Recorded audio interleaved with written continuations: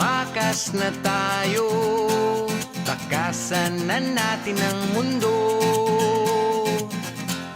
Magtago papalayo sa mas tahimik at payapang mundo.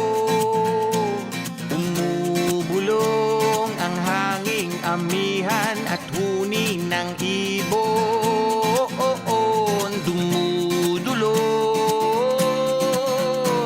at tinatawag na tayo ng bundok.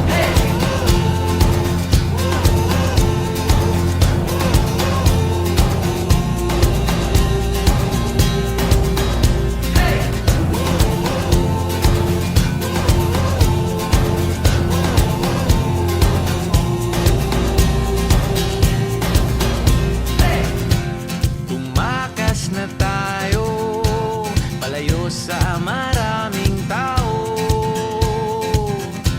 Tumiwalay at magtago sa maingay at malabong mundo.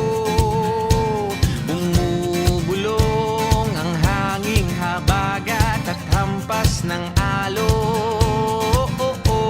Dumudulog at niyayakag na tayo ng karagat.